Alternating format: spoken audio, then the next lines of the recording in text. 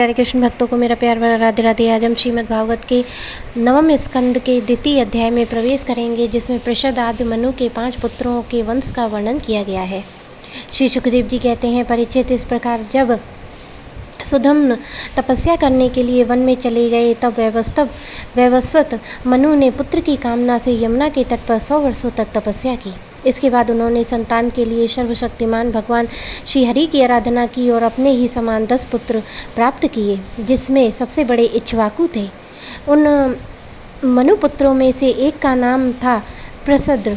गुरु वशिष्ठ जी ने उन्हें गायों की रक्षा में नियुक्त कर रखा था, अतः वह रात्रि के समय बड़ी सावधानी से वीरासन से बैठा रहता था और गायों की रक्षा करता था। एक दिन रात में वर्षा हो रही थी। उस समय गाय के झुंड में एक बाघ घुस आया।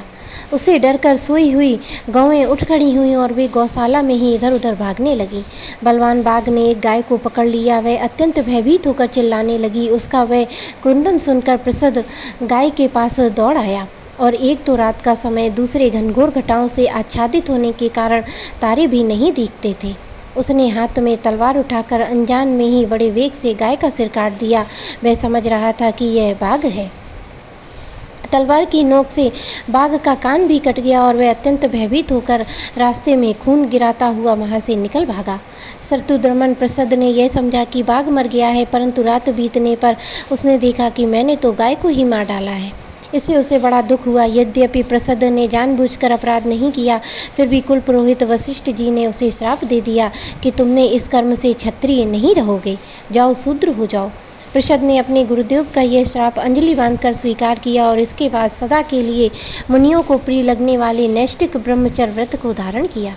वे समस्त प्राणियों को अहेतुक हितैषी एवं सबके प्रति समान भाव से युक्त होकर भक्ति के द्वारा परम विशुद्ध सर्वात्मा भगवान वासुदेव का अनन्य प्रेमी हो गया।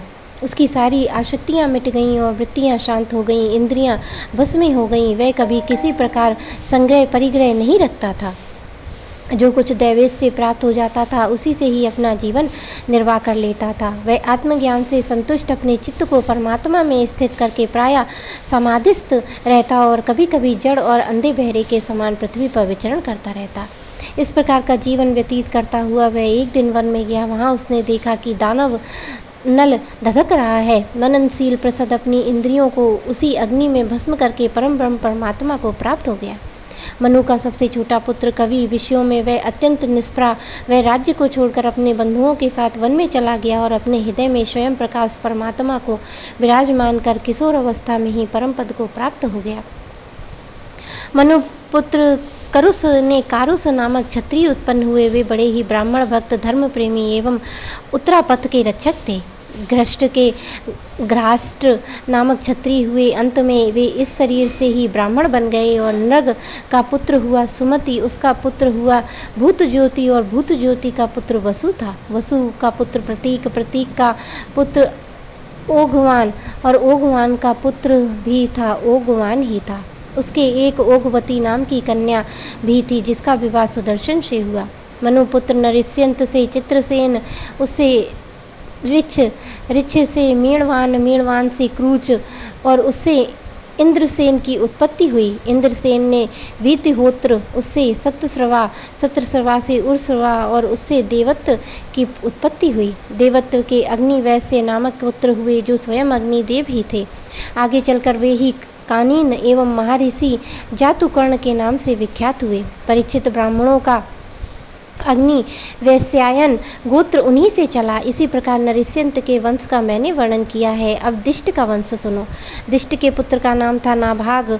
ये उस नाभाग से अलग है जिसका मैं आगे वर्णन करूंगा।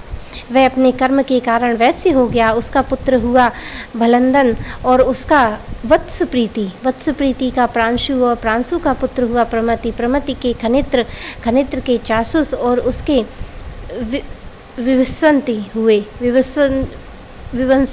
विवस्वती के पुत्र रंभ और रंभ के पुत्र हुए खनि नेत्र, दोनों ही परम धार्मिक हुए।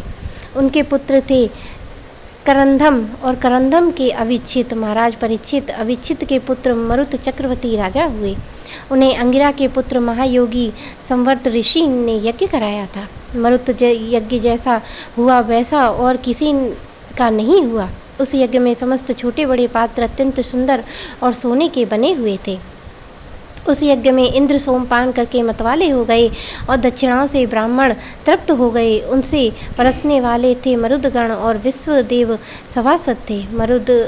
मरुत के पुत्र का नाम था दम और दम से राज्यवर्धन और उससे सृगति, सृगति से नर नामक पुत्र की उत्पत्ति हुई। नर से केवल बंधुमान और बंधुमान से वेगमान, वेगमान से बंधु और बंधु से राजा कृष्णबिंदु का जन्म हुआ। कृष्णबिंदु आदर्श गुणों के भंडार थे। अप्सराओं में श्रेष्ठ अलम्बुषा देवी ने उनको वरण किया, जिससे उनके कई पुत्र हुए। इडविडा नाम की एक कन्या उत्पन्न हुई। मुनिवर विश्वश्रवा ने अपने योगेश्वर पिता पुत्सल्य जी से उत्तम विद्या प्राप्त करके इडविदा के गर्भ से लोकपाल कुबेर को पुत्र के रूप में उत्पन्न किया। महाराज तृणबिंदु की अपनी धर्मपत्नी से 3 पुत्र हुए, विशाल, शून्यबंधु और धूम्रकेतु। उनमें से राजा विशाल वंशधर हुए और उन्होंने वैशाली नाम की एक नगरी बसाई।